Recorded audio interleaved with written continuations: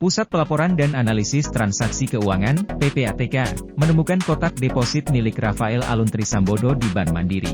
Kotak deposit Rafael Alun Trisambodo berisi dana senilai 37 miliar rupiah yang diduga diperoleh melalui korupsi. Kotak deposit tersebut kini diblokir oleh PPATK. Rafael sudah bolak-balik ke berbagai kotak deposit. Mahfud mengatakan, suatu hari Rafael datang ke bank untuk membuka kotak deposit. Menurut Mahfud, saat itulah PPATK langsung memblokir kotak deposit Rafael. Mahfud juga mengklaim Menteri Keuangan Sri Mulyani Indrawati tidak mengetahui uang yang diduga diterima dari uang suap dari kotak deposit Rafael. Oleh karena itu, ia menilai perilaku Rafael merupakan sarana pencucian uang. Namun, diakui Mahfud, hanya Pusat Pelaporan dan Analisis Transaksi Keuangan, PPATK, yang bisa mengidentifikasi dan mengetahui secara detail kotak deposit Rafael. Sebelumnya, PPATK memang pihak yang mengklaim menemukan uang 37 miliar rupiah milik Rafael Alun Trisambodo di dalam kotak deposit. Uang itu berasal dari suap yang diterima mantan Direktur Jenderal Pajak Kementerian Keuangan.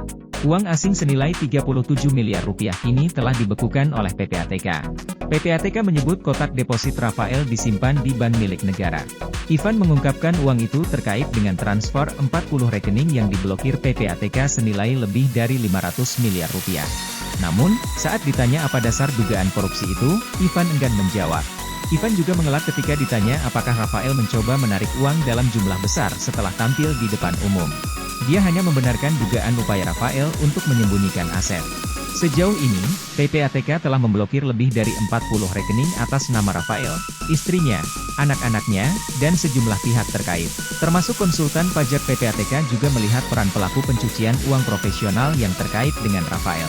Menurut Ivan, transaksi keuangan para nomine itu cukup intens dan dilakukan dalam jumlah besar.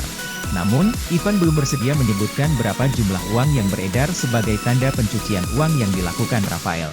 Belakangan, penasihat yang diduga ditunjuk oleh Rafael melarikan diri ke luar negeri. Menyusul penemuan aset Rafael yang dicurigai, kontrol internal Departemen Keuangan ternyata lemah dan tidak dapat beroperasi secara efektif. Kelemahan ini terlihat ketika penemuan aset yang dicurigai sebenarnya dilacak secara eksternal oleh Departemen Keuangan daripada secara internal. Menurut Faisal, sistem pengendalian internal Kementerian Keuangan tidak berubah karena belum menindak Rafael yang diduga memiliki kekayaan tidak wajar. Kepemilikan aset Rafael yang tidak wajar terungkap setelah putranya Mario Dandi Satrio ditetapkan sebagai tersangka penganiayaan terhadap David.